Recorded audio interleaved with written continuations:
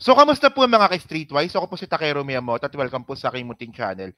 So, mga kababayan, kanina, tinanong ko kayo kanina kung napanood nyo na ba yung video na kumakalat na si Harry Roque at saka si Ronnie Liang ay magkasama sa bangka. So, sabi ng iba, hindi pa raw nila napapanood. So, medyo late na nga itong topic na to, no? So, kayong mga kababayan, no, alam nyo kasi, ito sinasabi ko na to dati pa na ako talaga, wala po talaga akong alam na balita na si Harry Roque po ay bakla. Wala talaga. Wala po ako naalala na si Harry Roque po ay na-chismis na bakla. Ngayon lang po, ngayong linggo lang. So ngayon mga kababayan, di ba? Ito ulitin ko lang mga kababayan ako hindi ko po kino-confirm na si Harry Roque po ay bakla. Hindi po natin kino-confirm yan. Kung bakla siya, di tangkapin natin. Wala problema, di ba? Wala namang problema yun Pero problema lang kasi dito mga kababayan. Baka naman kasi, di ba, yung pinanggaganon ni Harry Roque, kung siya nga po ay bakla, baka naman pera ng taong bayan niya, nakinita niya, nung siya pa po ay appointee ni Digong. Di ba? Yan lang po. Kung ano lang So ngayon, nasabi dito sa Abante News Online, sabi niya dito, okay, ano ba yun? Okay, sa gitna ng kontrobersya, di dating presidential spokesperson Harry Roque sa pageant winner na si A.R. de la Serna, di ba, pinagpiestahan ngayon sa social media ang lumang video ng opisyal ng Duterte administration. So ito nga po yung video nila ni Ronnie Liang. Okay. So, ito yung kumakalat na video. Ngayon. Okay. So, hindi ko talaga makuha mga kababayan, no? So, tinan nyo yung bunganga ni Harry Roque dito, Tinan nyo yung bunganga niya dito, no?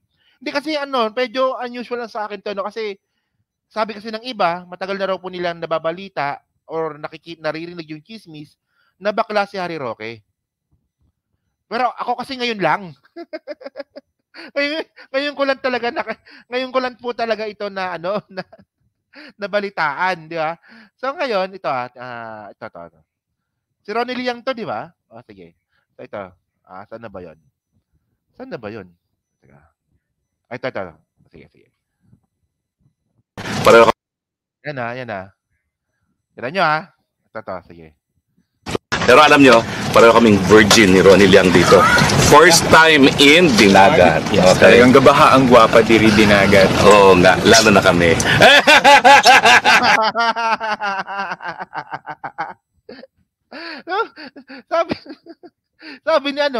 Sabi ni Ronnie Liang, 'di ba, bumabaha po ang magaganda dito sa Dinagat. So ang sumagot si Harry Roque na, lalo na kami. So ano ba ibig sabihin ba maganda ka rin? Hindi nga, 'di ba? Hindi ako wala akong kaduda-duda sa pagkalalaki ko. Pero ako mga kababayan, bilang isang lalaki, hindi ko pa sasabihin niya na maganda ako. Hindi nga.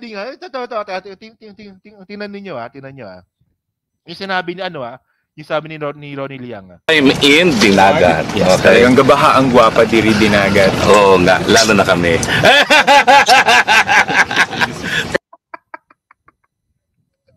Bumabaha ang magaganda sa Dinagat. Oo nga, lalo na kami. So ito ang natawa kasi ako dito, ang sabi niya pa virgin daw Virgin daw silang dalawa. Pero alam nyo, pareho kaming virgin ni Ronnie Liang dito. First time in Dinagat. Yes, okay. Talagang gabaha ang gwapa diri Dinagat. Oo nga, lalo na kami.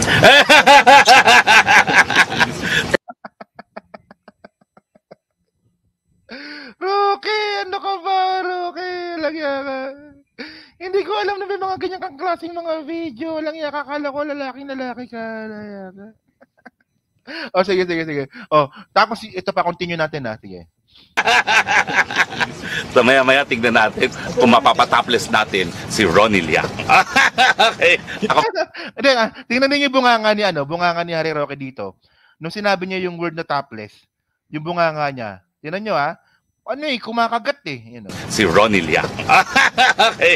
Ako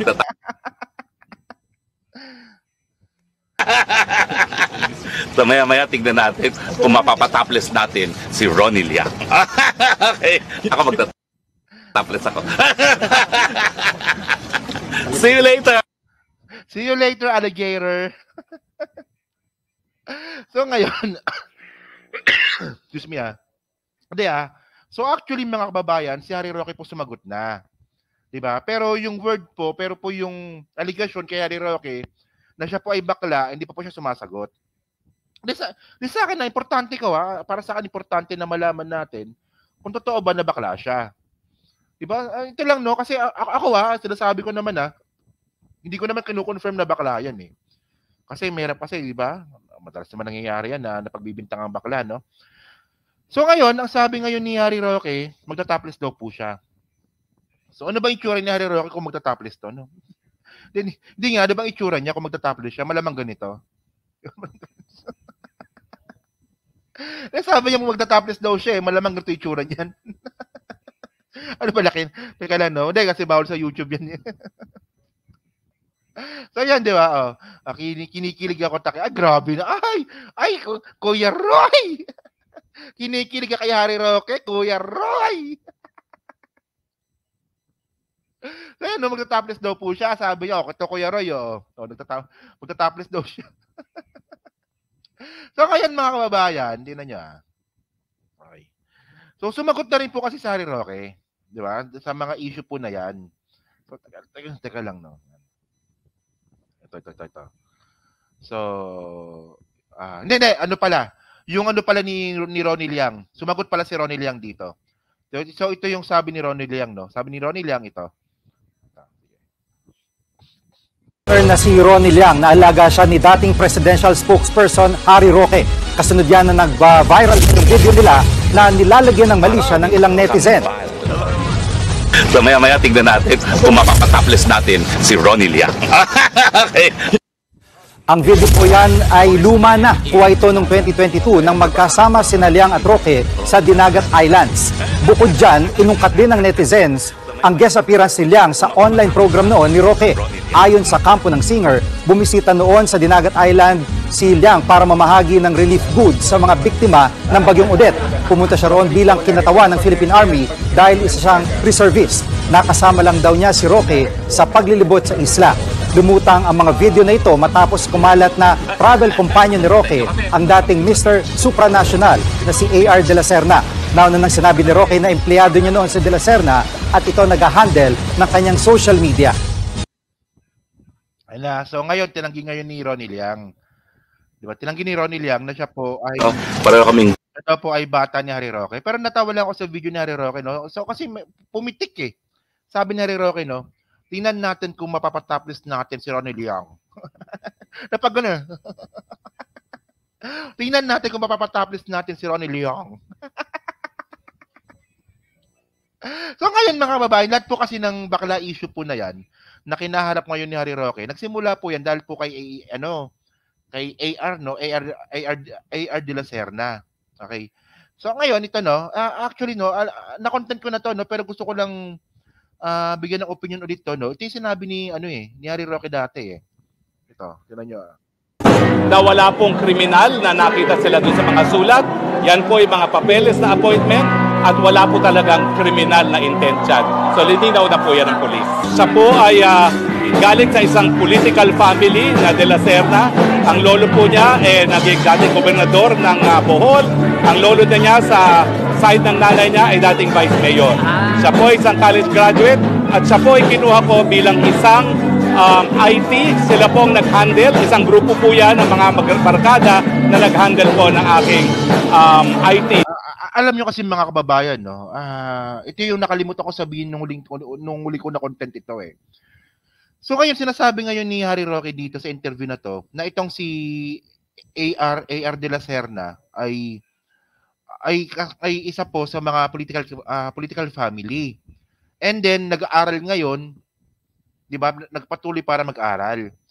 So it doesn't make sense mga kababayan na ang isang tao na parte po ng isang political family ay mag-aaral at walang pambayad ng board. Walang pambayad po ng boarding house. At nakikitira sa Pogo Hub. Din nagets yung mga kababayan, no? Parang ang labo para sa akin noon. 'Di ba? Yung sinasabi dito ni Bibi Gandang Hari, sabi ni Bibi Gandang Hari, na ito daw pong itong si AR de la Serna naman daw po ay siya po ay IT. IT na nag-aaral ulit, and then siya po ay nasa political family. Yun naman pala, nasa political family pala. So bakit mo na-hire na bilang isang troll farm? Bakit naging troll farm ninyo? At pangalawa, mga kababayan, kung mayaman pala yan, bakit walang pambayad ng boarding house at doon pa nakikita sa Pogo Hub? Ayun ang question dito eh. 'Di ba? Not unless na gumagawa ng porn sa Pogo. 'Di ba? Anyway, it doesn't add up eh. And then mga babayan, ito saan ba 'yon? Ito yung medyo magulo kay Harry Roque eh, di ba? So sabi dito ni Harry Roque, doon sa kanyang affidavit, I need a travel companion since I am diabetic with coronary stent and suffering from acute spinal stenosis. So una mga kababayan, bakit mo, di ba? Ito yung point eh. Bakit pogi yung kasama mo, hindi nurse? Di ba? Kung may problema ka pala sa mataas na sugar, kung may problema ka pala sa coronary stent, at meron ka rin sakit sa likod, sa spinal cord mo, bakit hindi nurse? Kasi ito yung reason ni Harry Roque kung bakit niya sinama itong si AR de la Serna sa abroad. Di ba? And then mga kababayan, bukod dyan, di ba? Bukod dyan, ang sabi niya sa huli, siya po ay isang college graduate at siya po ay kinuha ko bilang isang IT. So it doesn't add up mga kababayan. It doesn't add up na sinama mo si De La Serna dahil sa yung medical conditions, tapos ang ending naman pala ngayon, kinuha mo bilang IT. So parang ang gulo, di ba? parang ang gulo. Ay, girl. Pero ang point dito mga kababayan, Kaya kasi ako mga ka-streetwise, hindi ko kasi kino-confirm na bakla si Harry Roque kasi ang inintay kong sagot dito is sumagot si Harry Roque. Ang hinihintay po natin dito na senaryo ay sumagot si Harry Roque kung siya ba ay bakla o hindi. Kasi importante po yun mga kababayan, para malaman ng taong bayan na yung ginagamit mo ba sa panlalaki, kung ikaw ba ay bakla talaga, ay pera ba ng taong bayan? Wala namang problema kung bakla ka. Wala namang problema yon. Pero ang gusto namin malaman, na yan bang ginagamit mong pera sa panlalaki mo, ay pera ba yan ng taong bayan? So hanggang ngayon kasi mga kababayan, wala po siyang sagot. Di ba ngayon ang gagawin ngayon natin dito, ibabalik po natin yung sinasabi po ni Trixie, si Zoraida. Di ba sabi ni Zoraida, di ba? Kapag hindi sumagot, ibig sabihin nun, guilty. Pag hindi sumagot, ibig sabihin nun, totoo. So, ibig sabihin ba nun, totoo? Totoo ba yon? Kasi mga kababayan, tulad ng sinabi ko, hindi ko po kino-confirm. Hindi ko po kino-confirm na bakla siya. Ang hinihintay po natin, sumagot siya kung bakla nga siya. Importante po yon. Kasi mga kababayan, OT ang gamot sa diabetic. O nga, Injection. Kasi mga babae, ito lang kasi meron akong gustong pakita sa inyo. Kasi naalala ko to eh. Ito nangyari to nung matagal na to eh. Eric Santos sued Jobert Socaldito for multiple counts of cyber libel. Ito lang, para lang din malaman din po ng mga kapwa ko vlogger.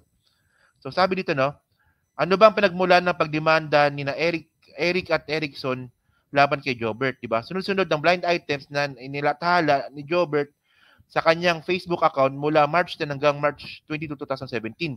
Tungkol ito sa mag-talent manager na tinawag ni Jobert na gay, bakla, baklita, kalakip at ang iba't ibang tirada hinggil sa di umano kawalangyaan, kaplastikan, kabaklaan ng mga ito. So mga kababayan kasi, ang point kasi natin dito, 'di ba? Actually nanalo si dito nanalo si Eric Santos dito sa kaso na 'to So ang point kasi natin dito mga kababayan, posible po kasi makasuhan. Posible po kasi makasuhan yung mga tao na pinipilit po na bakla si Harry Roque. Oo. Posible po makasuhan. Kasi kung pagbabasihan po natin yung jurisprudence, nangyari na rin po ito kay Eric Santos. Na tinawag po ni Jobert Sucal dito na bakla si Eric Santos kasama yung talent manager niya. So, nangyari nung kasuhan. So, ngayon po kasi, kaya ang point natin dito, kaya na natin tinatanong kung bakla ba si Harry Roque, ang gusto natin mangyari dito, sumagot siya. Para po matigil na po yung mga haka-haka ng mga tao na bakla siya. Di ba? Ganun yun eh. Okay, kaya nga ako maingat ako dito eh. Kaya nga maingat ako dito sa issue na to eh. Pag kino-content ko to, hindi ko kino-confirm na bakla siya. Yun nga lang kasi, ang nakakagulat lang dito, may lumalabas na video na si Harry Roque may kasamang lalaki. Si Harry Roque may video na pumipitas ng rosas. Di ba? Ngayon, lumabas na naman dito na si Harry Roque naman daw po ay merong bata-bata na itong nga si De La Serna. Di ba? So, yan, para matapos na po yung haka-haka ng mga tao, sumagot ka na lang, Harry Roque. Di ba? Dinimanda niya si Jobert. Dinimanda niya to. Kasi alam ko talaga, kasi ito kasi jurisprudence, jurisprudence ata tawag dito, no? Jurisprudence ngayon. Yung may kaso, and then especially may asawa at anak din po si Harry Roque. Diba? So, ayun lang, medyo mag-ingat lang po tayo kasi may kaso to. Ayun lang ang gusto ko sabihin dito. Pero mga kababayan kasi, medyo nakakagulat lang din naman talaga. Nakakagulat din naman kasi no, na bilang isang lalaki, na may mga gandong klase kang mga video. Para kaming virgin ni Ronnie Liang dito. First time. Di ba? Parang bilang isang lalaki, no? Para nakakagulat na may ganyang mga video lumalabas. So, yan, para matapos, no? At saka mga kababayan nga pala, di ba? Kaya pala ang hilig gumawa ng chismis. Di ba? So kaya pala, no? Ngayon. Isama mo pa yung mga video na lumalabas dati. Isama mo pa yung mga video na namimitas siya ng bulaklak. Di ba? Tapos, sinabi pa ni Sasot, tama nga yan, di ba? Sabi nga po ni Sasurgado Sasot na wala naman daw issue kung may kasamang pogi si Harry Roque kasi paras naman daw silang adult. And then mga babayan, no, kung i-connect natin dito na si Harry Roque po ay sobrang daldal, ugaling bakla talaga yun. Hindi lang kasi basta-basta daldal. Kasi ako, madaldal din ako eh. Di ba? Yun nga lang kasi, yung kadaldalan po kasi ni Harry Roque, may halong chismis.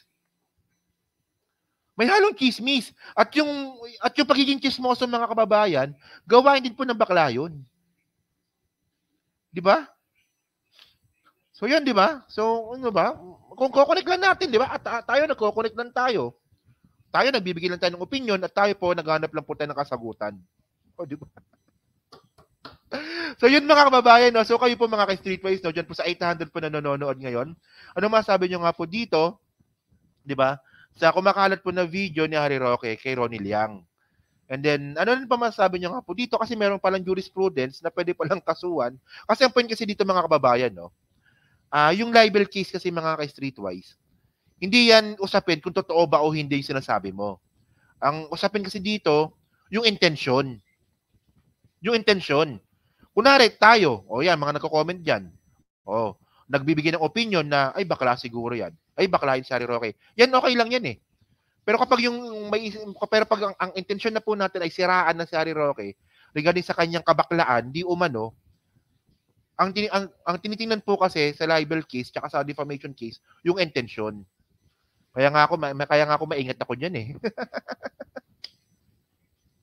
Sipin niyo may sakit na nga ako, makukulong pa ako.